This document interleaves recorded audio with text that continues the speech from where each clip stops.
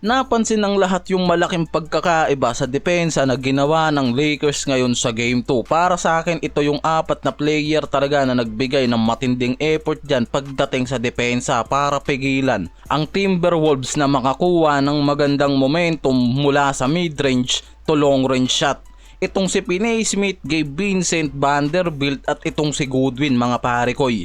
Yan yung apat na talagang nagbibigay ngayon ng sobrang laking impact pagdating sa defensive depth nitong Lakers ngayon sa playoffs, mga pare koy. And kita natin mismo yan, yung mataas na effort na ginawa nila sa Game 2 na nangyari.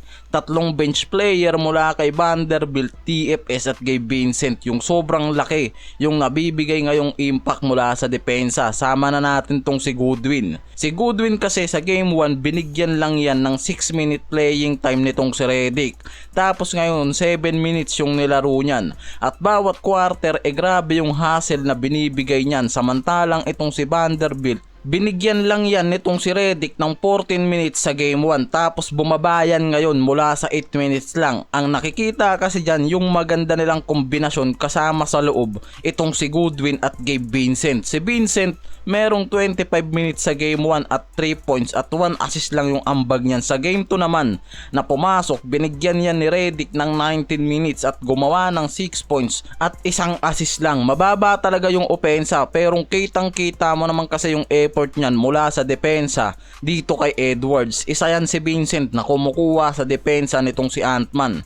Si Finney Smith sobrang consistent yung playing time na binibigay dyan mula sa 30 minutes mula sa Game 1 and Game 2. Malaking bagay kasi yung napoproduce na numbers niyan mula sa mga catch and shoot niya sa outside. Lalo na yung depensa nito mula sa mga shooting guard o kahit mga center na aasahan yan ngayon nitong Lakers. Lalo na dito sa Timberwolves, mga pare koy, mula kila Gobert at Nasrid. Siya yung naaasahan na kumuha ng depensa dyan. At kahit naman sa mga guards tulad nila Alexander Walker at Edwards, nagagawa niya ring depensahan yan. Yan yung magandang araw dito kay DFS mula sa mga center at guards, kaya niyang depensahan. At sa Game 2 sobrang effective yung apat na player na yan na ginamit mismo nitong si JJ Redick sa rotation mula sa depensa.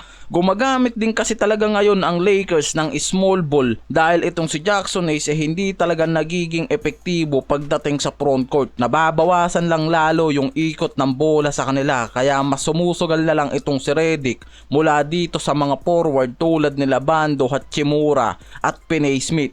Hirap pero nagiging epektibo naman kasi talaga pag gumana yung apat na defensive player nitong Lakers. Sa Game 2 kasi na nangyari, bumagsak sa 5 3-point field goal lang yung nagawa nitong Timberwolves kasama sa 25 attempts.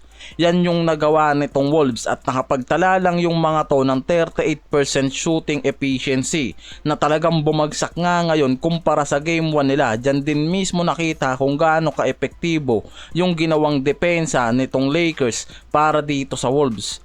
Una pa lang kasi talaga pinagdiinan na nitong si Redick sa isang interview na malaki yung pangangailangan nila pagdating sa mataas na antas sa pisikal at depensa sa kanilang laro. Ayon sa kanya na ang Lakers nahihirapan sa Game 1 dahil sa kakulangan sa depensa at hindi maayos na rotationing. Inaasahan kasi talaga nitong si Redick na magpapakita ng mataas na laro ang Lakers pagdating sa depensa sa Game 2 at yan mismo yung nangyari. Ganun din itong si Finney Smith na nagbigay ng mensahe sa urgency ng Lakers at tinawag nito na ang Game 2 bilang isang must-win na laro.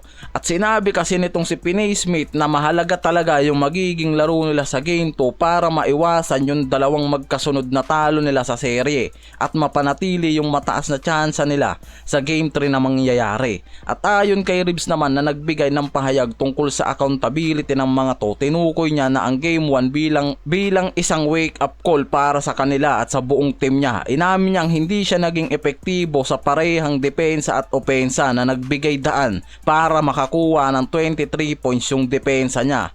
Kaya sa Game 2 talagang bumawi yan at siya rin kasi mismo yung nakadepensa dito kay Randle na isa sa mga physical na player nitong Wolves.